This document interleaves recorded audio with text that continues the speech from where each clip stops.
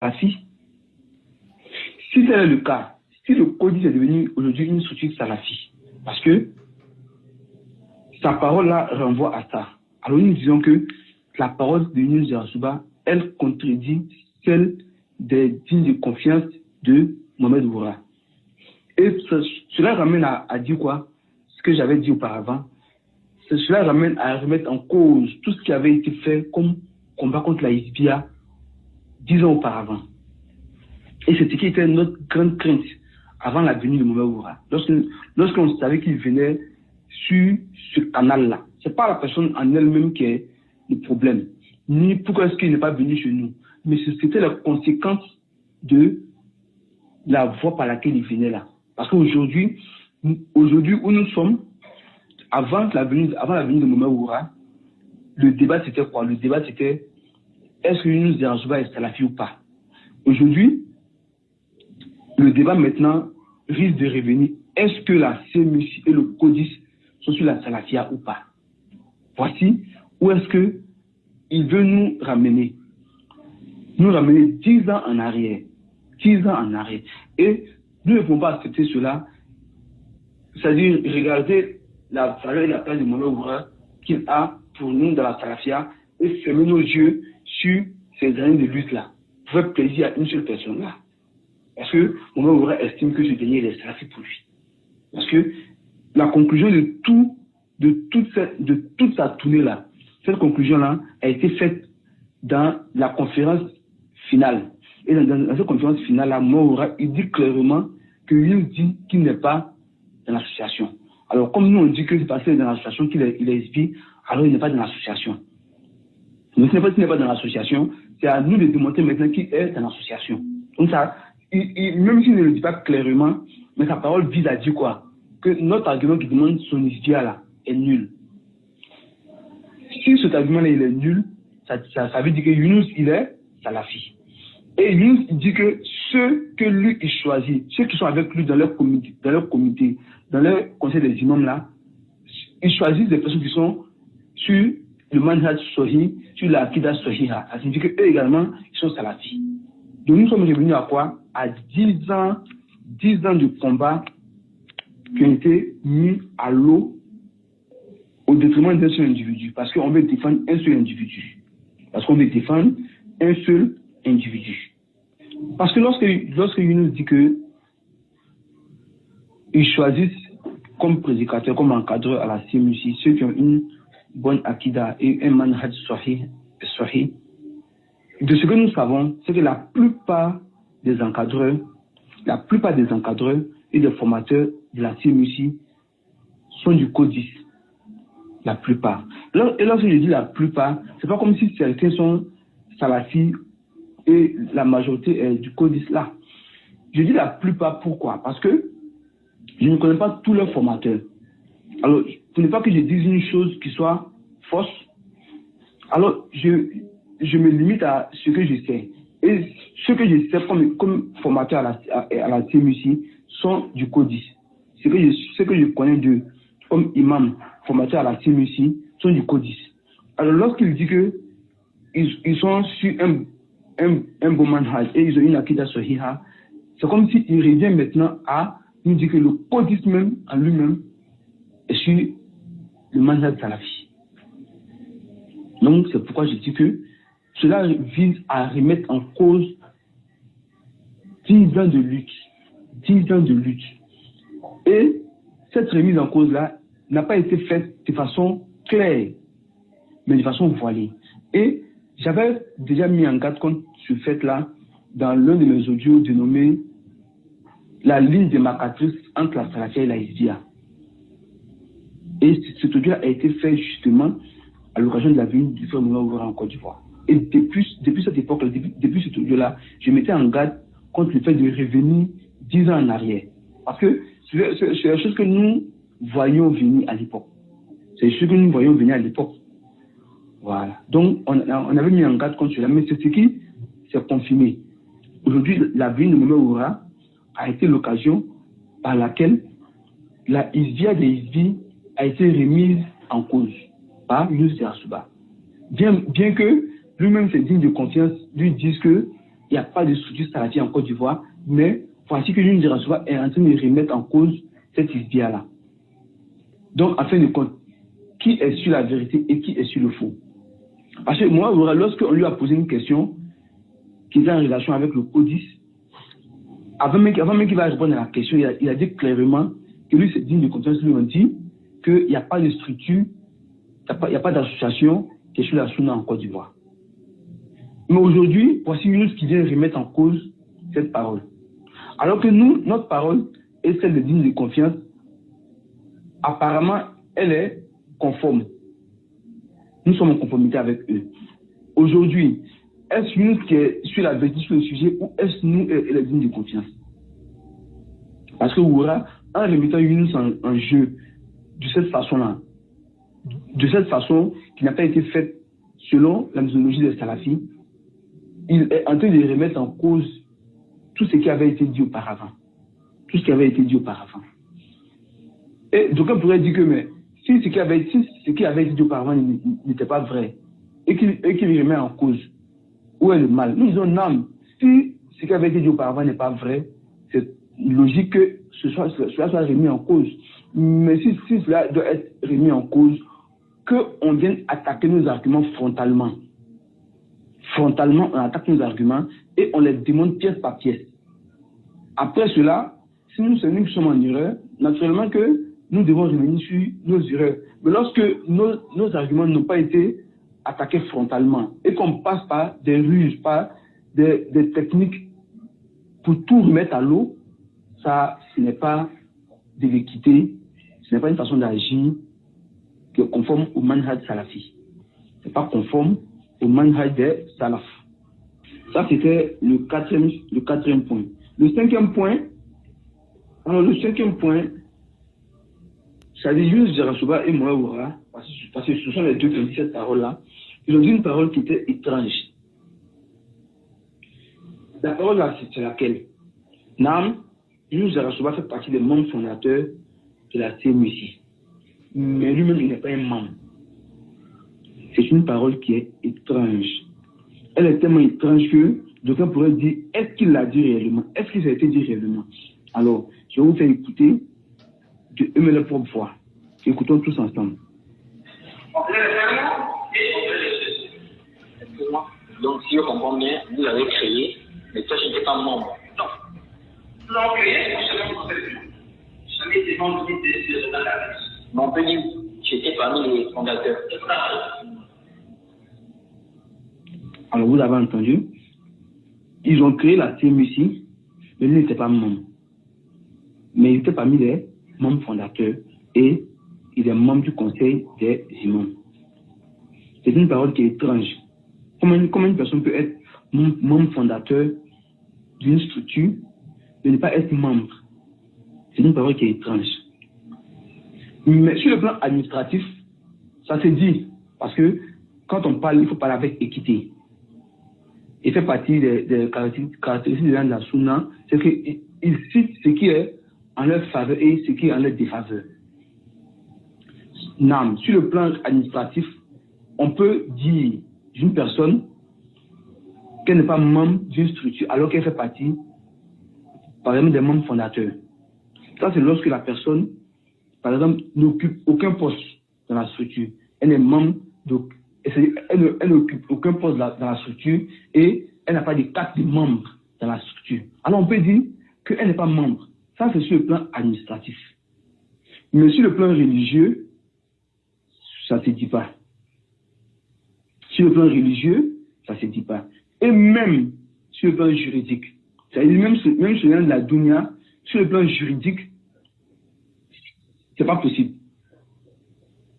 Également, quand il s'agit par exemple de partager les gains et les pertes, également, on ne dirait pas ici qu'il n'est pas membre, donc il ne peut obtenir sa part de gâteau, ni subir le préjudice. Également, là-bas, ça ne se dit pas.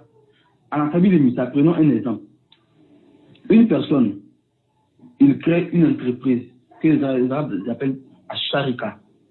Il crée une entreprise et puis, en raison de son occupation, ou pour une autre raison, il décide de confier la gestion à une personne tierce. Et lui-même, il n'occupe aucun poste, aucune responsabilité dans l'entreprise. C'est-à-dire, sur le plan administratif, il n'y a aucun lien entre lui et la structure. Aucun lien sur le plan administratif. Alors, sur le plan administratif, il est possible qu'on dise de lui qu'il n'est pas membre de l'entreprise qu'il a créée. Ça, c'est possible. Mais ça, c'est sur le plan administratif. Mais lorsque la même entreprise qu'il a créée avec son argent, dont il n'est pas membre, lorsque cette entreprise aura un problème à la justice, un problème très grave à la justice. Par exemple, il y a eu des détournements de fonds, ils ont arnaqué par exemple l'État dans lequel la structure est implantée. L'État a été arnaqué. Et puis, les gestionnaires, et puis ceux qui sont les responsables, qui devaient peut-être subir la rigueur de la loi, ont pris la fuite. Alors, juridiquement, celui qui est le propriétaire, celui qui a financé, même s'il ne va pas faire la prison à la place de ceux qui sont les responsables directs, mais il a subi la rigueur de la loi en termes de perte financière. Donc, est-ce que juridiquement, lui va dire que je ne suis pas membre? Je ne suis pas membre. Là, il ne peut se dérober de sa responsabilité. Donc, le fait qu'il nous dit qu'il n'est pas membre, visant par cela de désengager sa responsabilité de la CMUC, c'est une parole qui est nulle. C'est une parole qui est nulle.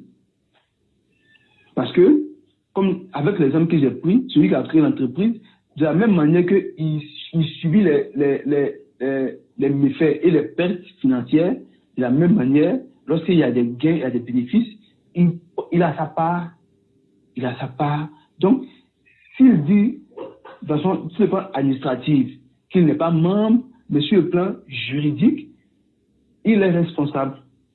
Il est responsable, naturellement. Donc, nous ne peut en aucun cas nous dire qu'il n'est pas responsable de ce qui s'est fait à la CMUC, tant qu'il ne s'est pas désavoué de la CMUC.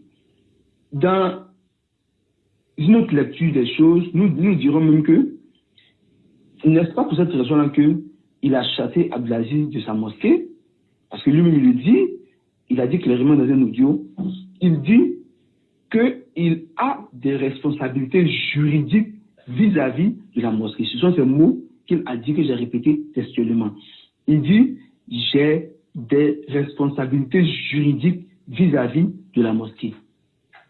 C'est pourquoi, bien qu'il n'était pas associé avec Abdelaziz, dans ce cas, Abdelaziz a dit, comme parole, qu'il estimait répréhensible, même si nous ne sommes pas totalement d'accord également avec Abdelaziz dans sa méthodologie, dans cette réfutation. Il dit que, c'est-à-dire, il s'est d'abord dit cette parole-là, mais il ne s'est pas limité à ça. Il a chassé Abdelaziz de la mosquée parce qu'il dit il a des responsabilités juridiques. Vous voyez. Donc, ici, il a chassé Abdelaziz de sa mosquée à cause de cette responsabilité juridique qu'il a vis-à-vis de la mosquée. Donc, il a eu peur de ses responsabilités juridiques par rapport aux droits d'une seule personne pour un jugement mondain dans cette vie d'ici-bas. Mais il n'a pas peur de ses responsabilités face à Allah, vu la résurrection, vis-à-vis de milliers de personnes qui étaient et qui sont membres de la CMUC. Vous voyez. Donc juridiquement et sur le plan religieux, il est responsable de ce qui se fait également dans la CMUC actuellement. Donc lorsque nous disons de se désavouer d'eux, ce n'est pas par méchanceté, mais c'est pour son propre bien. Le prophète nous enseigne dans un hadith qui est dans le Sahih Muslim, hadith 1117. Le prophète nous dit, il dit, Man sanna fil islami sunnatan hasanatan fa'umila biha ba'dahu kutiba lahu mislu ajri man amila biha wa la yankus min ujurihim shay'un wa man sanna fil islami sunnatan sayyi'ah fa'umila biha ba'dahu kutiba alayhi mislu wizri man amila biha wa la yankus min awzarihim shay'un. prophète dit dans ce hadith-là, il dit celui qui instaure, qui institue dans l'islam une bonne pratique, et des gens l'ont suivi dans cette pratique-là, ils ont œuvré selon ce qu'il a mis en place.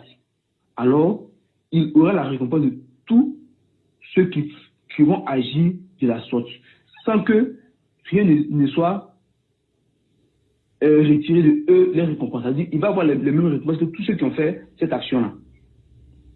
De même, celui qui met en place une mauvaise pratique dans l'islam, alors, si les gens l'ont suivi dans cette pratique-là, il aura les péchés de tous ceux qui vont agir comme lui, sans que rien ne soit diminué de eux les péchés.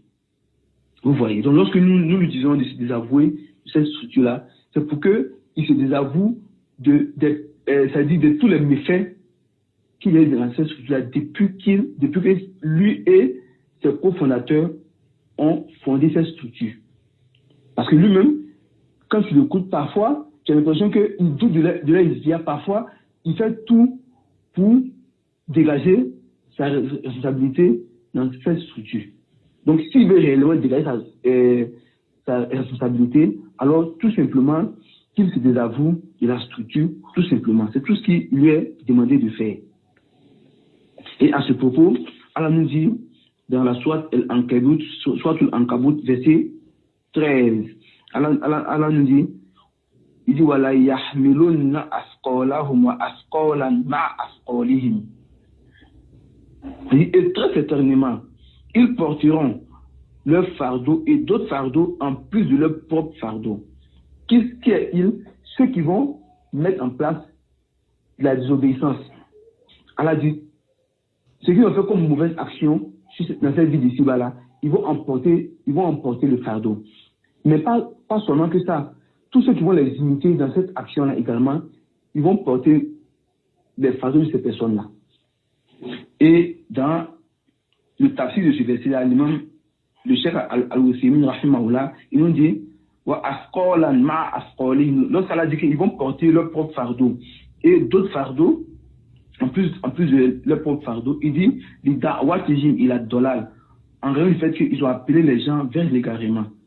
Et il dit wa kullu man da'a ila dolala falahu mislu wizri man amila biha min ghairi an yanqus min awzarihim shay'un.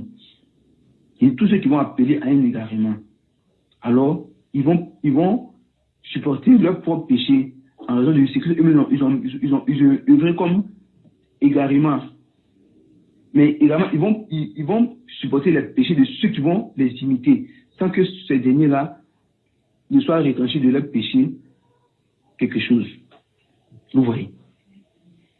Également, s'il veut s'argumenter par le fait qu'il n'a appelé personne à la CMUC, donc c'est un argument pour lui, nous disons là, c'est pas un argument.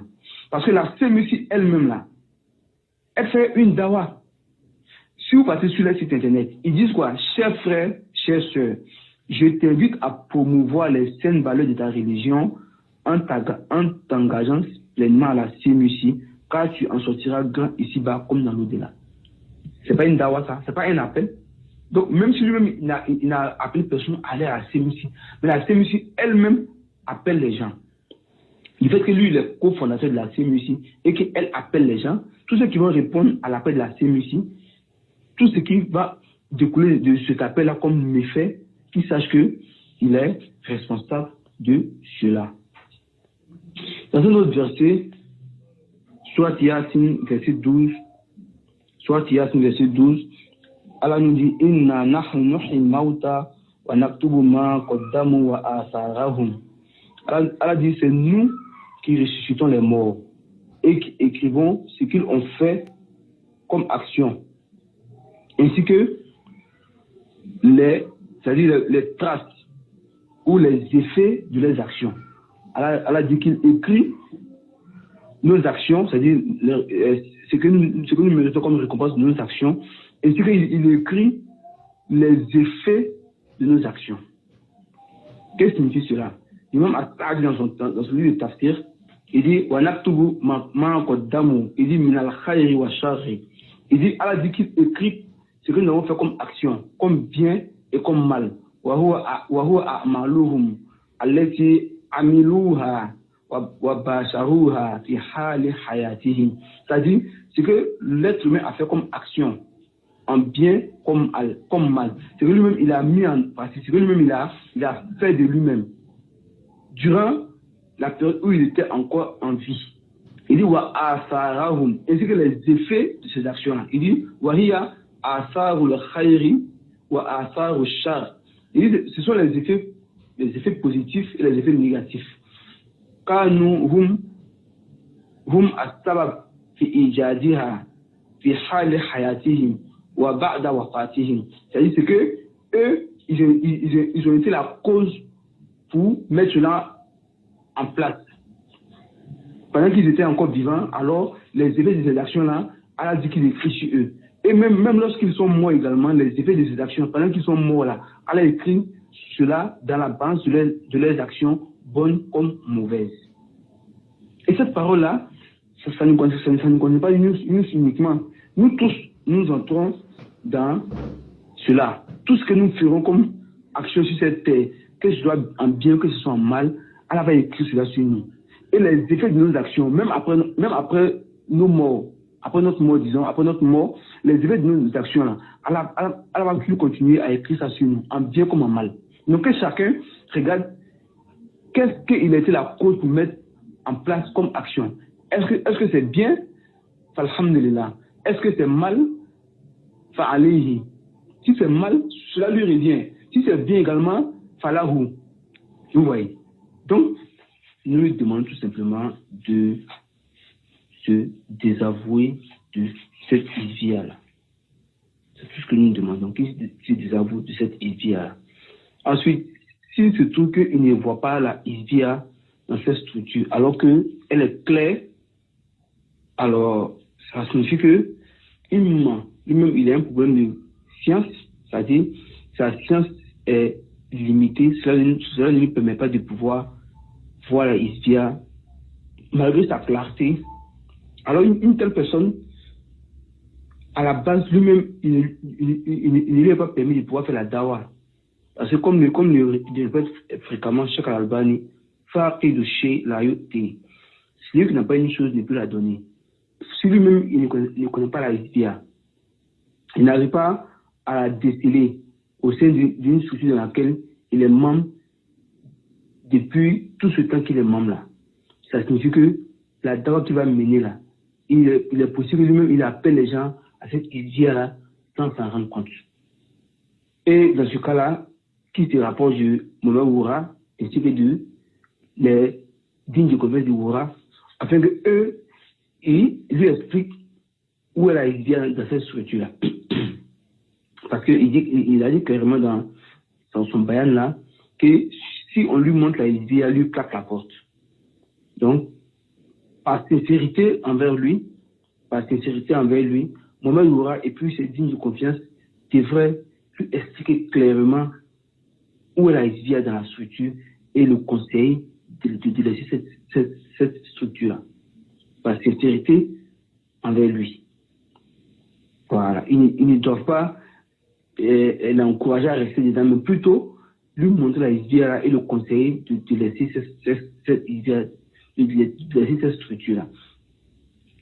Maintenant, si la isvia, il la voit, mais il fait semblant de l'ignorer.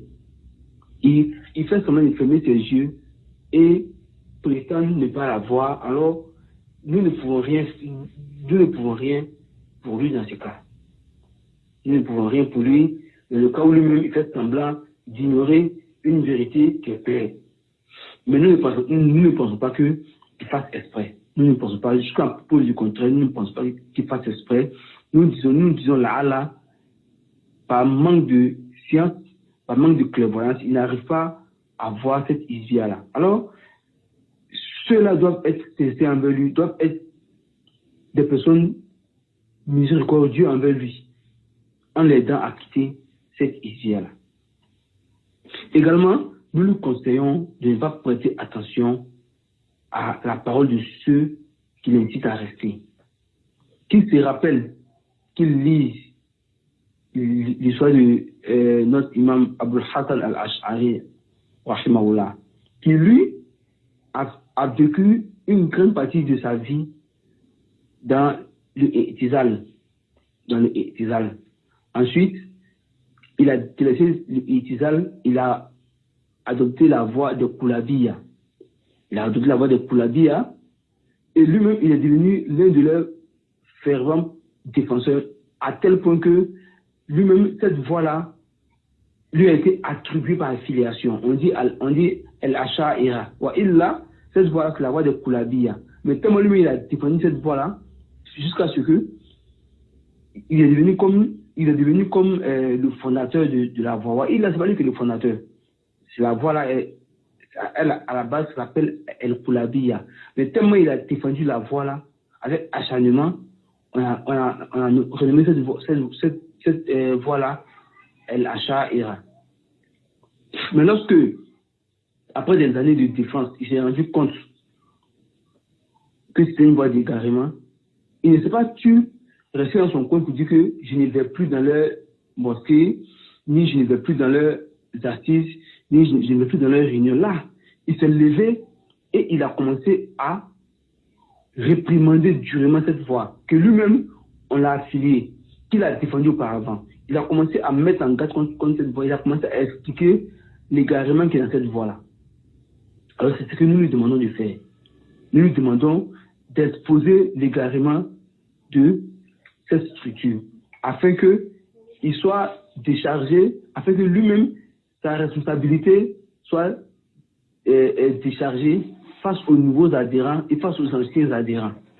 Et qui ne coûte pas ses ennemis. Qui sont ses ennemis? Ceux qui l'encouragent à rester. Parce qu'en réalité, ce ne sont pas pour lui des amis, mais ce sont plutôt pour lui des ennemis. Parce qu'ils veulent l'encourager à rester dans un mal. Ils veulent l'encourager à rester là où il va supporter le fardeau de ses propres péchés et le fardeau des péchés d'autrui. Alors qu'il n'écoute pas ces personnes, car ce sont pour lui des ennemis. Et qu'il médite sur cette parole d'Allah dans la sourate Al-An'am, verset 94. Allah dit, il dit, voilà, qad ji'tumuna furada kama khalaqnakum awwala marra wa taraktum ma khawwalnakum wara'a zuhurikum wa ma nara ma'akum shufa'akum alladhi za'amtum annahum fiikum shuraka laqad taqatta'a bainakum wa dalla 'ankum man kuntum taz'umun. Allah dit, et vous voici venus à nous seuls, de façon individuelle, tout comme nous avions créé pour la première fois. Tu as été créé seul, Ya Aki. Tu as été créé seul. Tu es né seul. Tu n'es pas venu au monde accompagné de ce groupe de personnes-là qui sont autour de toi, qui veulent t'emmener à rester dans cette voie d'égarement-là. Tu es venu seul au monde et tu retourneras seul vers Allah. Tu retourneras seul vers Allah. Et Allah dit, abandonnons derrière vous ce que nous vous avions accordé comme bienfait. Tout ce que tu as comme bien matériel, tout ce que tu as comme bienfait. Lorsque viendra ton heure, tu t'en iras et tu laisseras tout cela derrière toi. Et Allah dit, nous ne voyons point, c'est-à-dire nous ne vous voyons point accompagné de vos intercesseurs que vous prétendiez être des associés pour vous. C'est-à-dire, le verset il a été révélé à propos des idolâtres. Lakin, tu ne trouves pas que d'aucuns disent que nous te considérons comme étant un mouchrik. Là, c'est pas dans ce sens-là. Mais le verset, il nous incite à ne pas suivre, à ne pas écouter ceux qui nous demandent de rester dans la voie de l'égarement, ceux qui nous demandent de les écouter, ceux qui nous demandent de désobéir à notre Seigneur. Alors, le jour de la résurrection, tu ne seras point accompagné par ces personnes-là. Même si dans cette vie d'ici-bas, ils prétendaient prendre ta défense. Ils prétendaient te venir en aide. Ils prétendaient agir pour ton bien. Sache que, tel que tu es venu seul, de la même manière, tu iras seul dans ta tombe. De cette même manière, le jour de la résurrection, ces personnes-là ne vont pas t'accompagner, ils ne vont pas intercéder pour toi. Ils ne vont pas intercéder pour toi. Et Allah termine, il dit, laqad taqatta'a bainakum wa dalla 'ankum man kuntum tas'umun. il y aura une rupture entre vous, le lien qui vous liait dans cette vie d'ici-bas. Ce lien-là, il va se rompre ce jour-ci et vous serez abandonné à votre propre sort. Vous serez abandonné à votre propre sort. Ceux qui prétendaient vous venir en aide, ceux qui prétendaient agir pour votre bien, ceux qui prétendaient vous secourir, vont vous tourner le dos et vous serez face à vos propres soucis. Donc, médite sur ces paroles-là. N'écoute pas ces voix qui te demandent de rester. Tout ce que nous voulons de toi, c'est que tu te laisses cette association-là. Parce que d'aucuns font comme si c'est un problème personnel, d'aucuns font comme si nous agissons par méchanceté avec Yunus Yarasuba. Alors que bien au contraire, nous estimons même que nous sommes plus miséricordieux envers lui que ces personnes-là. Nous lui demandons tout simplement de délaisser cette isbia-là. C'est tout ce que nous lui demandons. On ne lui demande pour cela aucun salaire, on ne lui demande pour cela aucune contrepartie. Tout simplement qu'il délaisse la isbia. C'est tout ce que nous lui demandons. Vous voyez. Et le sixième et dernier sujet sur lequel je veux terminer mon assise, c'est une comparaison qui a été faite entre le cas de Yunus Yarasuba et celui de Cheikh Rabi. Jusqu'à ce que le frère Mohamed lui-même, il a eu à dire qu'on évoque le cas de Cheikh Rabi. Parce que, donc, on dit que moi personnellement, j'ai eu à parler de ça. J'ai évoqué le cas de Cheikh Rabi et j'ai dit que Cheikh Rabi, il avait fait un repenti par rapport à son action avec les icônes. Alors, le frère Mohamed Oura, il a répondu sur cette parole en disant que d'aucuns disent que le Cheikh Rabi, il s'est repenti. Mais avant qu'il ne se repentisse, il a fait 15 ans avec les icônes. Personne, parmi les savants de la Sunna, ne l'a traité de Hizbi. Alors, est-ce que les deux cas sont similaires? Parce que moi, j'ai cité le cas de Cheikh Rabi, pas dans le sens où j'ai mis les deux cas comme des cas similaires là. J'ai cité le cas pourquoi? Parce que les gens prétendaient qu'il est parti uniquement faire la dawa là-bas, qu'il n'est pas membre. Alors que nous avons vu qu'il est membre. Alors j'ai dit, même si c'est la dawa qu'il est parti faire là-bas, le Cheikh Rabi avait fait la dawa aux icônes pendant un temps et le Cheikh Rabi a fini par se repentir. Alors lui aussi également, nous lui demandons tout simplement de se repentir du fait qu'il est avec ces Hizbi-là. C'est dans ce cas-là que j'ai pris cet exemple-là. Mais l'approche du frère Mohamed Oura vise à faire une similarité entre les deux cas. Parce qu'il dit, le Cheikh Rabi a fait plus de 15 ans, personne ne l'a traité des Hizbi. Donc pourquoi que nous on traite Yunus Yarasuba des Hizbi dans ce cas-là? Nous disons, les deux cas ne sont pas pareils. Et cela pour plusieurs raisons. Parmi ces raisons, il y a c'est que le Cheikh Rabi, c'est quelqu'un dont la dawa, elle est apparente et elle est connue. Il a mis en garde contre les innovateurs de façon générale, mais de façon spécifique, il a mis en garde contre les icônes, dont des gens, de façon mensongère, l'ont traité d'être un icône. Tout comme nous disons aujourd'hui que Yunus, il est de la CMUC. Le Cheikh Rabi, il a mis en garde contre les icônes. Est-ce que Yunus a déjà mis en garde contre la CMUC? Vous voyez qu'ici déjà, il n'y a pas de similarité. Le Cheikh Rabi a mis en garde contre les icônes, Yunus Yarasuba n'a jamais mis en garde contre la CMUC. Ça, c'est un. Également, le Cheikh Rabi, il avait une dawa, puisqu'il est décédé, Rachid Maoula, il avait une dawa qui était distincte de son lien avec les icônes. C'est-à-dire, en dehors de son lien avec les icônes, le Cheikh Rabi, il avait une dawa qui est distincte. Alors que Yunus Yarasuba, il n'a pas de dawa en dehors de sa présence dans la CMUC. Personne ne va dire qu'il connaît Yunus Yarasuba comme étant un prédicateur dont la dawa, elle est connue, elle est apparente, la voici là. Il est connu, pour ceux qui le connaissent, principalement pour deux choses. Il ment à cause de son activité professionnelle, il ment parce qu'il est imam à la CMUC. Donc il n'a pas une dawa qui est distincte de sa présence à la CMUC. Pourtant, le Cheikh Rabi a une dawa qui est distincte, qui n'a rien à voir avec sa présence avec les icônes à l'époque.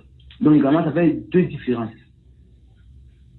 Troisième différence, le Cheikh Rabi, pendant que il était parti chez les Jikwan pour les former, pour les enseigner. Il n'avait aucun poste. Il n'était membre d'aucune structure, d'aucun organe des Jikwan, de près ou de loin. C'est-à-dire un organe qui était proche, qui appartenait aux Jikwan, de près ou de loin. Il n'était membre d'aucune structure. Alors que nous avons vu qu'il est membre du conseil des imams de la CMUC. Et ce conseil-là, la CMUC dit elle-même que ce conseil fait partie de leurs organes. Et lui-même, il a reconnu que ce conseil-là a un rôle religieux qui est chargé d'encadrer ces jeunes-là. Donc ça démontre que, également ici, en troisième point, il y a une différence. Et sa parole disant que il y a longtemps qu'il ne va pas là-bas, tout, c'est pas un argument. Tant qu'il ne sait pas clairement désavoué de cette structure-là, sa présence au sein du conseil des imams est toujours prise en compte. Ça, c'est le troisième point.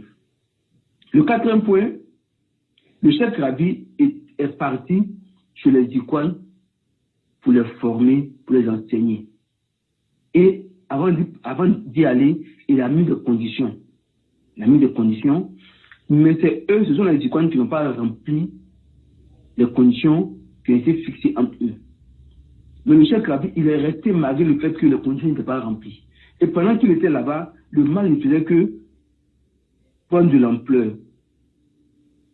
Alors le chef Rabi, lui-même, il dit qu'il s'est repenti pour ces manquements-là. Parce qu'il était parti pour une cause. Il était parti, il a mis des conditions. Les conditions n'ont pas été remplies, mais il est resté. Et le mal n'a fait que s'aggraver. Alors il s'est repenti pour cela. Donc, lui par contre, il n'est pas parti. Lui-même, il est membre fondateur. Donc, c'est différent. Donc, on voit que cette comparaison disant que le chef avait avec 15 ans, personne n'a fait son tabdi, c'est une parole qui est vide de sens. C'est vide de sens. Maintenant, lui-même il dit que le chef avait fait 15 ans, personne n'a fait son tabdi. Mais lui, il a assez monsieur là. Ça fait 20 ans. Donc, même si on partait même dans sa logique, qu'il a envoyé en disant que 15 ans là, s'il a dit cette parole dans le sens où il veut qu'on patiente là, on a patienté même jusqu'en 20 ans.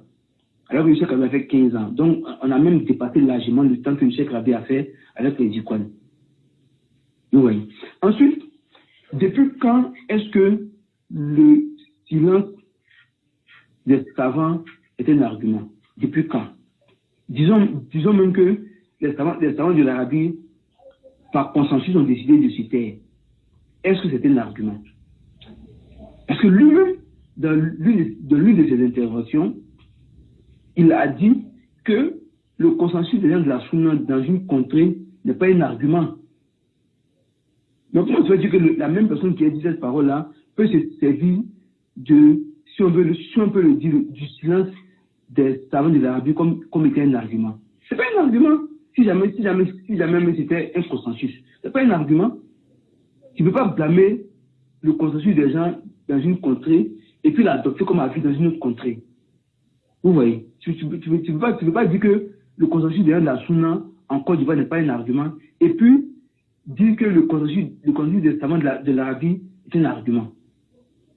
Depuis que le consensus des gens dans une contrée est un argument. Alors que ta parole le démontre clairement que ce n'est pas un argument. Vous voyez. Ensuite, depuis quand même le silence des savants par rapport à une situation démontre que cette action-là est permise. Depuis quand? Depuis quand? Parce que les savants se sont tués sur un sujet, ça démontre que le sujet en lui-même il est permis. Depuis que le fait que les savants ne parlent pas sur une personne, ça démontre que la personne là est sur la sunna. Depuis quand? Avant que le chef Rabi ne parle sur ses écoutes, est-ce que, avant qu'il ne parle là, on peut considérer que ses écoutes étaient sur la sunna? Parce que personne n'a parlé sur lui à l'époque. Non. C'est pas parce que les savants étaient sur une personne que ça signifie que tout ce qu'elle fait est conforme. Ils peuvent se taire sur une personne alors qu'ils ont une excuse. Donc, c'est pas parce qu'ils se sont tués sur cette personne-là que ça demande que ses actions sont permises. Donc, ça également, ça demande que la parole-là, sur cet aspect-là également, c'est vide de sens. Également, lui-même, le frère Oura, parmi les livres qu'il enseigne à la mosquée Yunus Jarasuba, il y a un livre qu'on appelle Raf'ul Malam an A'immatil A'lam. Raf'ul Malam anil A'immatil A'lam. La levée du blâme contre les éminents imams. Et ce livre-là, qui est un livre de Cheikh Islam Ibn Taymiyyah, Cheikh Islam Ibn Taymiyyah, dans ce livre-là, il explique les raisons des divergences entre les savants. Et les raisons pour lesquelles, parfois, un argument peut être clair, et puis, un savant va dire un avis qui est contraire à ce texte-là. Par exemple, un verset coranique ou un hadith.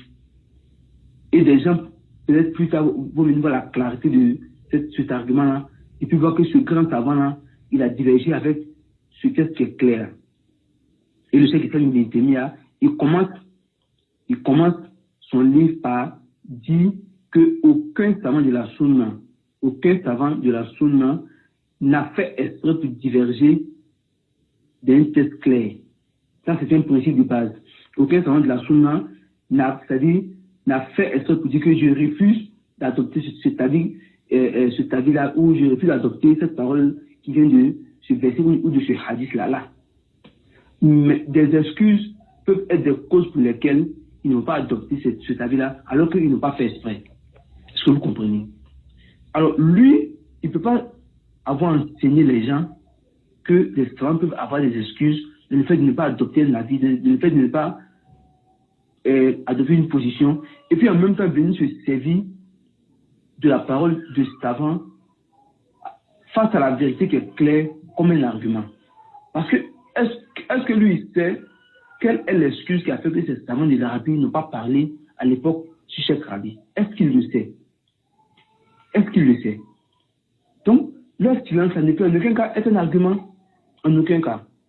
Surtout même que le Cheikh Rabi n'avait commis aucune erreur à la base pour qu'on le taxe d'être un innovateur. À la base, le Cheikh Rabi, le fait qu'il soit parti chez les Jikwan, là, à la base, ce n'est pas une action qu'il a faite qu'on pouvait taxer ou dire de lui qu'il est innovateur à la base. Là.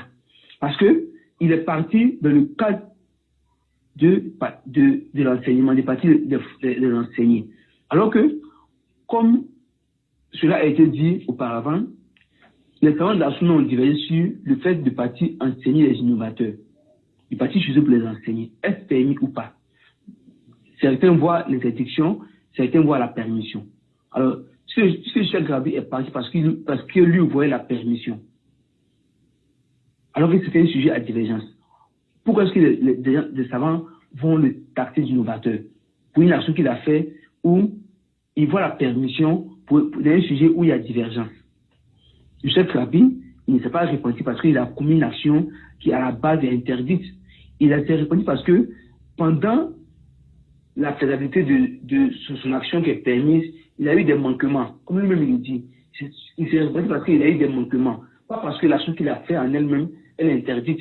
Alors que Yunus Jarasuba, lui, il est membre fondateur de la CMUC. Donc, c'est deux sujets qui sont diamétralement opposés.